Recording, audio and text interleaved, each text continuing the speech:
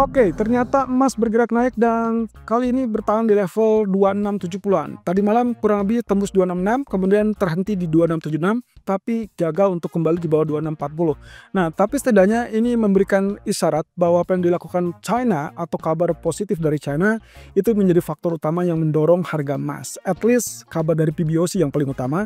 Kemudian kita akan lihat di sini apakah resisten-resisten tersebut akan tetap berjalan seperti sedia kala atau kita punya resisten lebih tinggi lagi yang akan ditembus atau justru collapse untuk berada di bawah 2630 kembali. Tapi sebelum itu kita lihat terlebih dulu dari US Treasury Yield berikut ini. Oke, seperti yang terlihat di sini, candlestick ditutup dengan bullish dan itu berarti menandakan hampir mirip lah ya dengan apa yang kita gambarkan sejak kemarin, bahwasanya penurunan kita kategorikan bahwa dia mungkin akan menguji level support yang berarti diartikan sebagai potensi dari pullback ya, setelah tentunya kenaikan ataupun penembusan. Jadi ingat jalurnya setelah kenaikan, kemudian dia sempat tertahan di resisten yang ini, lalu kemudian dibalik badan atau penurunan, koreksinya kurang lebih juga mendekati areal trendline biru yang sempat dikembus ini. Nah, jadi pada areal tersebut ini kita artikan sebagai areal maksimum dari pullbacknya. Barulah kalau misalkan ternyata lebih rendah, maka kita asumsikan dia reverse. Berarti yang terjadi untuk saat ini kita asumsikan bukan reverse, melainkan memang correction. Nah, ini yang perlu kita pahami bersama. Apakah nantinya dia akan ada agregat untuk kenaikan seperti itu, atau dia akan kembali turun dan akhirnya ditentukanlah di final support ya. Final support itu berarti berada di 4,0%. Nah, untuk saat ini dia berada di 4,18 atau 4,2%-an ya. Nah, otomatis kalau lihat secara rinci dari candlestick, harusnya ini bullish engulfing sehingga peluang untuk kenaikan jauh lebih dominan. Tapi bisa saja kebalikannya, teman-teman. Ingat yang terjadi pada candlestick yang ini ya. Waktu kita bicara tentang bullish candle, ya ini candle hijau, kemudian dia sempat spike, tapi kemudian berakhir dengan tekanan turun. Nah, jadi kalau ada tail seperti itu, saya rasa kita punya kesempatan pula untuk kembalinya atau tertekannya kembali US Treasury Yield. Nah, ini pula yang akan kita tunggu, yaitu kaitannya dengan pergerakan berikutnya dari grafik DXY. Posisinya ditutup bullish juga, tapi juga kalau misalkan ingat dengan apa yang kemarin kita ulas di live streaming, berarti kita masih punya harapan untuk potensi dia masih tetap bullish gitu ya. Dan artinya wave kelima kemungkinan potensial untuk naik lebih tinggi dari 108.00. Tapi di sisi lain, sama halnya dengan apa yang terjadi pada grafik US Treasury tadi, kita belum bisa mengartikan bahwa dia akan sangat positif ataupun sangat bullish, karena jelas dia sangat menunggu atau menantikan data ekonomi, yaitu inflasi Amerika. Jadi patokannya masih tetap dalam candle ini, bearish candle. Kemudian untuk saat ini masih berada di kisaran 50% real body-nya sampai mendekati resisten. Nah, jadi titik utama yang akan menentukan apakah dia lanjut naik apa tidak adalah resisten kedua yang merupakan ketinggian dari candlestick tersebut. Jadi untuk sementara ini saya kategorikan dia rebound, tapi masih normal dan juga belum tentu dia terlanjur naik untuk jadi wave 5. Nah, sementara di grafik keempatnya, kalau kita perhatikan jelas di sini posisinya masih tetap dalam jalur penurunan ya, trend channel ataupun ya kita sebut saja dengan rising wedge ya atau falling wedge ya. Falling wedge-nya masih sesuai dan kita lihat di sini sempat mau naik tapi gagal, jadi jalurnya masih tetap sama. Sementara itu saya juga masih pertahankan opsi terkait dengan head and shoulder karena kita tidak tahu dan jawabannya adalah tergantung dari posisi supportnya, bukan hanya resisten tapi supportnya. Bagaimana kalau misalkan ternyata yang ditembus duluan adalah resistennya? Anggaplah dia terjadi kenaikan di sini ya, misalkan ini yang terjadi, maka yang confirm bukan head and shoulder-nya melainkan falling wedge-nya, dan itu berarti tanda-tanda reversal dengan catatan dia tembus di atas dua resisten ini, dan itu berarti mengkonfirmasi gagalnya head and shoulder. Artinya selama tidak ditembus maka bisa saja head and shoulder itu nanti akan memiliki dua right shoulder ya. Jadi kita masih punya peluang di situ dan tidak ada data ekonomi, berarti semua akan bergantung pada sisi technical ataupun sentiment yang terbentuk di pasar. Nah, begitu pula yang terjadi pada US Treasury Yield, sehingga kemungkinan peluang ini masih dikategorikan kenaikan sementara. Sementara itu kalau kita lihat dari crude oil, sayangnya kemarin dia sempat spike ya sampai ke level 68.60-an atau kurang lebih 68 poin ya, kita lihat sini ya. Ini kurang lebih 68.80-an ya. Jadi tertahan sedikit lebih rendah dari zona resisten yang ini. Nah, kunci utama untuk saat ini saya pindahkan resisten yang utama adalah di bagian arsir kuning ini, yang artinya spike yang kemarin terjadi diasumsikan sebagai zona sell untuk Anda yang ingin sell. Sementara sebaliknya, kalau Anda ingin lakukan buy, maka yang tetap paling aman adalah di area 66 atau 67. Jadi pada hari ini, kalau kita lihat dari candlestick daily-nya saja teman-teman, harusnya inilah bullish teman-teman. Ya, posisinya ditutup dengan bullish, kemudian bisa dibilang 3/4 dari real body bearish candle sebelumnya.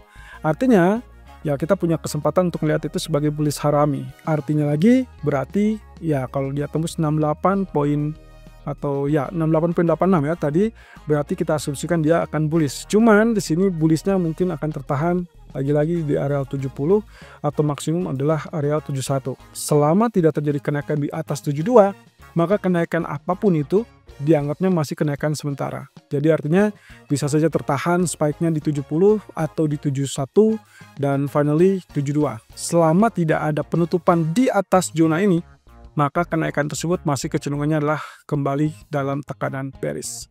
Nah, di sisi lain, sayangnya di zona bearishnya atau di zona supportnya juga relatif masih cukup kuat teman-teman. Jadi inilah yang membuat kenapa saya lebih menginisiatif ataupun berinisiatif untuk mengincar zona buy.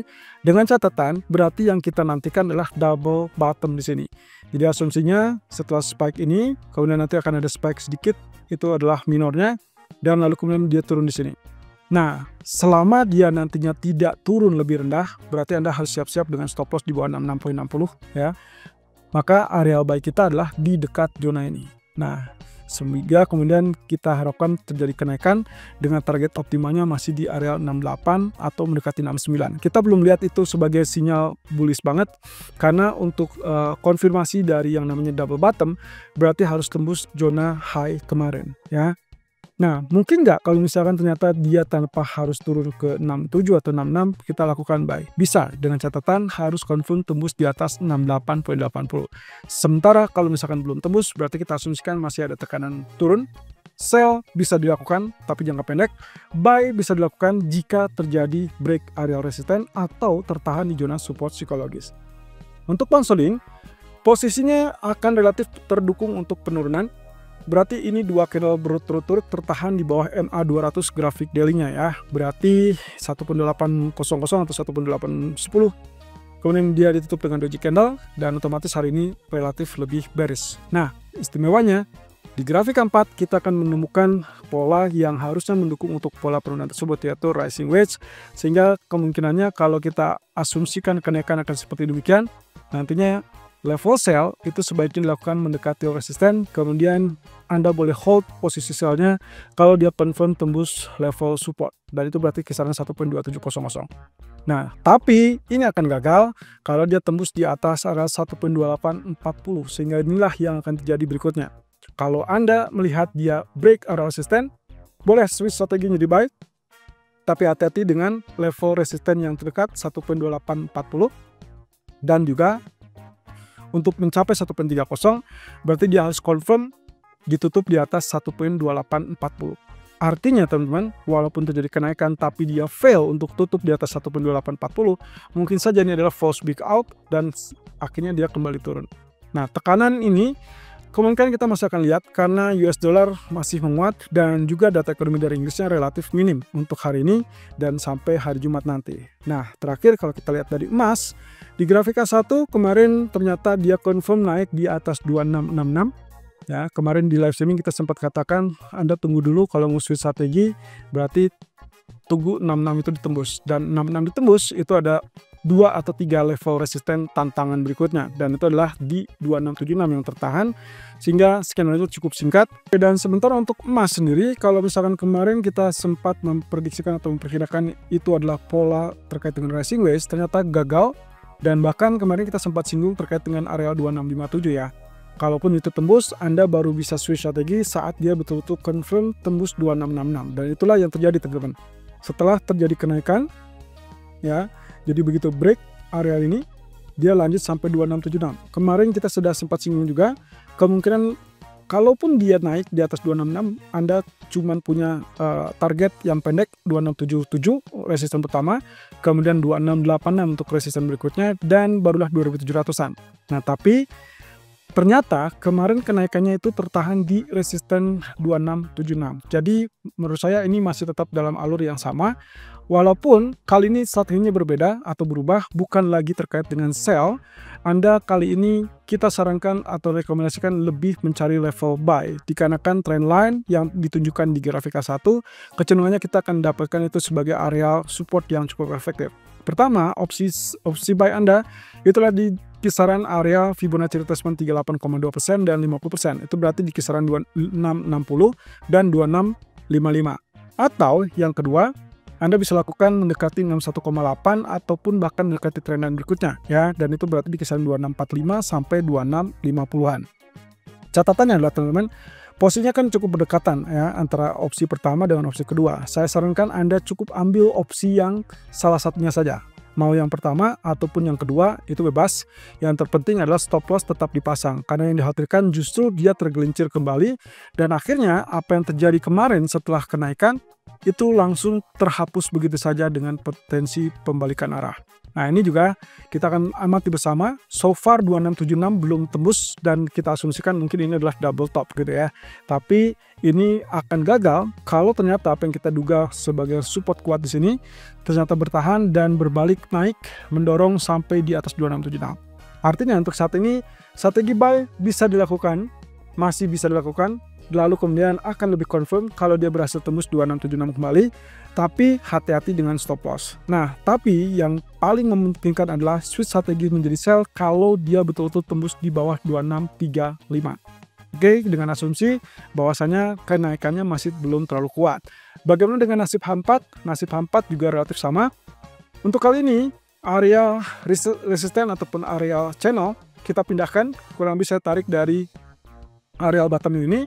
Lalu kemudian button kedua saya tarik di area 6 Desember. Kemudian extendnya kurang lebih ya sejajar dengan area 266 tersebut. Nah, ternyata yang terjadi adalah kita melihat ini sebagai bearish rectangle yang baru. Kemudian saat ini berada di zona resistennya. Ya, sementara untuk jalur rectangle, kita punya rectangle terbaru. Dan ini berarti kita sedang dalam tahapan penentuan. Artinya begini. Kalau kita ingin ini sebagai bearish rectangle, maka yang harus terjadi adalah tembus zona support. Dan ini berarti harusnya terjadi penurunan seperti demikian. Nah, cuman masalahnya adalah untuk penurunan di bawah level support yaitu 2620 ataupun bahkan 2615, kita perlu trigger ataupun pemicu. Untuk saat ini pemicunya kurang lebih kita mungkin masih terganggu dengan opsi yang bisa terjadi pada China, dan itu masih lebih dominan daripada data ekonomi Amerika yang saat ini memang sepi data, sehingga kita memperkirakan ini masih punya upaya untuk terjadinya kenaikan. Nah, disinilah letaknya kecenderungan kita akan memilih zona buy atau sell tergantung dari kelanjutan area tersebut. Nah, dengan demikian teman-teman, saat terjadi penembusan di atas 2677, jangan senang dulu karena kita masih punya resisten 2686 ataupun 2689. Kalau misalkan itu tembus, maka yang diharapkan berikutnya adalah target 2720 ya. Dengan asumsi bahwa faktor penguat untuk saat ini adalah ekspektasi penurunan suku bunga Fed di bulan Desember, kemudian juga terkait dengan pembelian emas dari PBOC. Nah, sementara penghalangnya adalah ekspektasi inflasi yang diperkirakan masih relatif membandel dan cukup tinggi ya, atau ada kenaikan. Itu misalkan terjadi besok. Nah, jadi dalam asumsi tersebut mungkin yang paling ideal adalah melakukan buy saat dia terjadi koreksi di kisaran 2630-an ataupun 2645 ya, atau yang paling dekat adalah 2650-an. Nah, catatan yang area ini juga belum tentu aman untuk melanjutkan kenaikan ke di level 2700-an. Jadi, mau tidak mau kita harus waspada dan pasang stop loss tersebut dengan asumsi bahwa skenario untuk break area support pun masih juga tetap terbuka.